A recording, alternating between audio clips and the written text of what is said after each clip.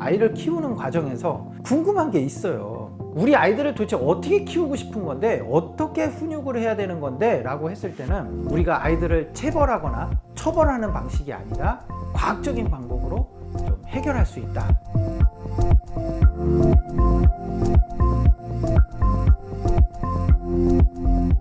만성질환 아동들에 대한 심리 지원이라는 것을 모토로 해서 이제 출발을 했고요. 지금은 주로 어린이집 쪽으로 나가서 보육교사 선생님들이라든가 부모님이라든가 그다음에 원장님들을 대상으로 해서 저희들이 상담과 그다음에 심리 교육을 하고 있습니다.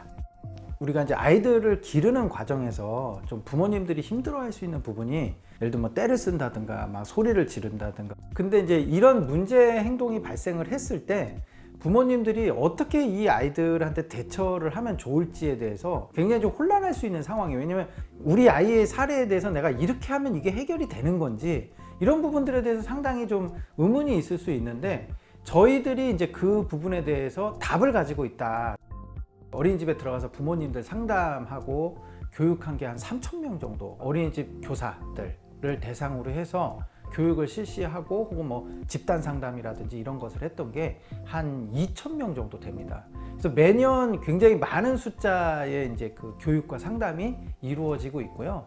어린이집에 나가서 상담을 이제 많이 하다 보니까 아이들이 이제 발달 검사에 대해서 좀 궁금해 하시는 측면이 있었어요. 이제 발달 검사를 좀 해드리고, 그 다음에 30분 정도 저희가 해석 상담을 해드렸어요. 그런데 이게 반응이 이제 너무 좋은 거죠. 제가 하는 그 상담의 핵심은 행동과학이라는 것에 기반해서 이제 심리 솔루션을 제공을 해드리게 되는데, 그 심리 솔루션대로만 해볼 수 있다면 굉장히 놀랍게 변화하는 것을 체험할 수 있다. 우리가 훈육을 한다고 할 때 우리가 좀 뭔가 착각을 하는 게 뭐냐면은, 우리는 아이들을 로봇으로 기르기 위해서 훈육을 하는 게 아닙니다.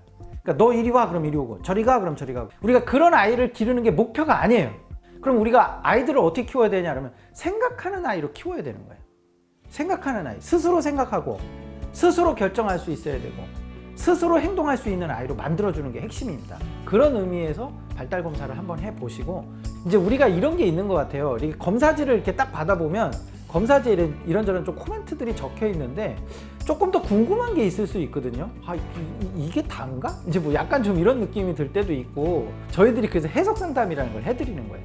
그 다음에 부모님이 추가로 궁금하신 부분에 대해서 이제 양육 상담을 해드리는 거죠.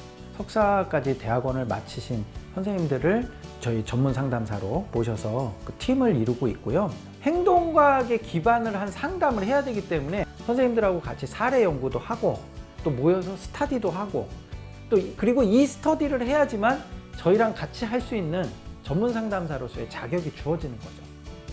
부모님들이 아이들에 대해서 어느 순간에 확 너무 미안해가지고 막 눈물을 흘리실 때도 있고, 선생님들도 마찬가지고, 그러니까 그 미안하다는 게 꼭 뭘 잘못해서 미안하다기보다는 내가 더 잘할 수 있었는데, 그런 어떤 탄성이나 눈물을 필드에서 이렇게 탁 만날 때 그거에 뭐 정말 돈으로 그거를 가치를 매길 수가 없죠.